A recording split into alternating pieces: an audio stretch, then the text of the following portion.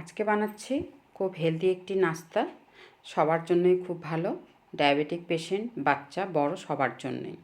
তো আজকের এই রেসিপিটা আমি মুসুর ডাল দিয়ে করছি। মুসুর ডালের চিলাও বলতে পারেন, ডোসাও বলতে পারেন, কিন্তু ডোসার ব্যাটারটা একটু ঘন হয়, এটা আমি একটু পাতলা করে করছি।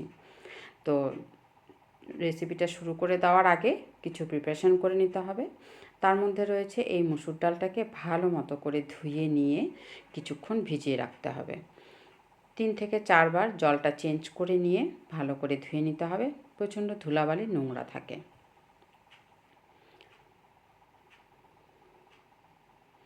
তো ব্যাস আমার 3 থেকে 4 বার ধোয়া হয়ে গেল। এখন আমি এর মধ্যে জল দিয়ে এই 15 মিনিটের জন্য ভিজিয়ে রেখে দেব। 15 মিনিট পর ঢাকনাটা সরিয়ে দেখছি ডালটা সুন্দরভাবে ভিজে গেছে আর ফুলেও উঠেছে। তো এখন আমি একটা মিক্সার গ্রাইন্ডারের মধ্যে নিয়ে এই যে জলটার মধ্যে ভিজিয়ে রেখেছি এই জলটা দিয়েই আমি গ্রাইন্ড করে নেব।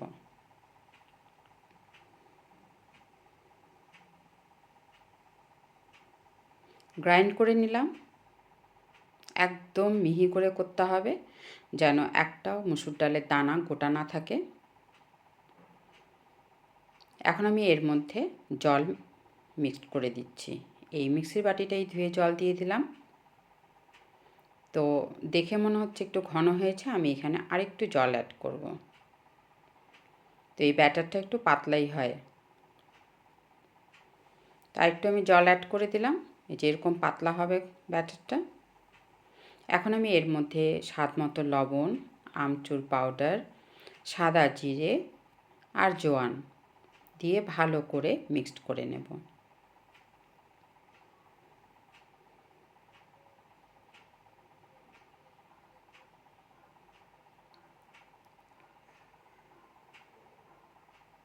গ্যাসটা অন করে আমি এর মধ্যে একটা প্যান বসিয়ে দিচ্ছি।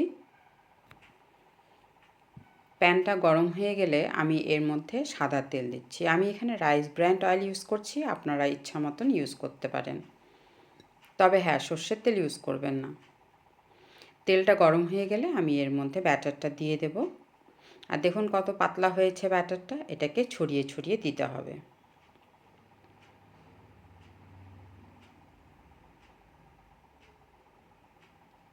তো এখন আমি এটাকে মিডিয়াম ফ্লেমের মধ্যে হতে দেব। যখনই এরকম উপরটা হয়ে আসবে তখন এর মধ্যে সামান্য তেল দিয়ে একটু স্প্রেড করে দেব। তার আগে কিন্তু একটু এখানে হাত দেওয়া যাবে না, যেহেতু খুব পাতলা ব্যাটার, এই জন্যে ওপর থেকেই যেন একটু লাল লাল দেখতে হয়। তারপর আমি এর মধ্যে তেল দেব। তেল দেওয়ার পর আবারও কিছুক্ষণ একে আমি হতে দেব। এই যে ওপর থেকেই মনে হবে যে হয়ে গেছে আর সাইডগুলো অটোমেটিক খুলে আসবে।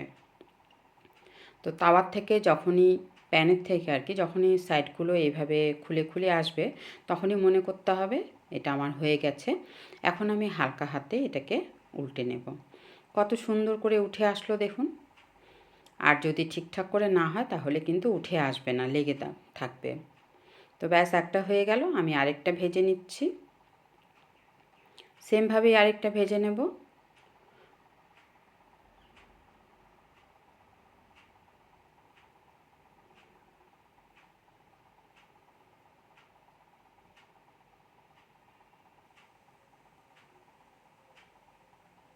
দেখে মনে হচ্ছে ওপর থেকে একটু একটু করে হয়ে এসেছে। এখন এর মধ্যে আমি ওপর থেকে তেল দিয়ে দিলাম, দিয়ে তেলটাকে স্প্রেড করে দিচ্ছি।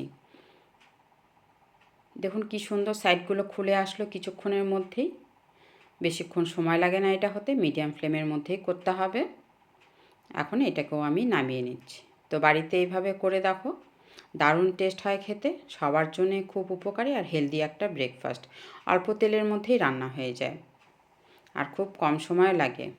আগের থেকে প্রিপারেশন কিছুই করতে হয় না, এই 15 মিনিট আগে করলে হয়ে যায়। এটা আমি আজকে রায়তা দিয়ে সার্ভ করছি। তো ভিডিওটিকে ভালো লাগলে অবশ্যই একটি লাইক করে দিয়েন। আজকের জন্য এইটুকুই, আবার নেক্সট কোনো রান্না নিয়ে আসবো।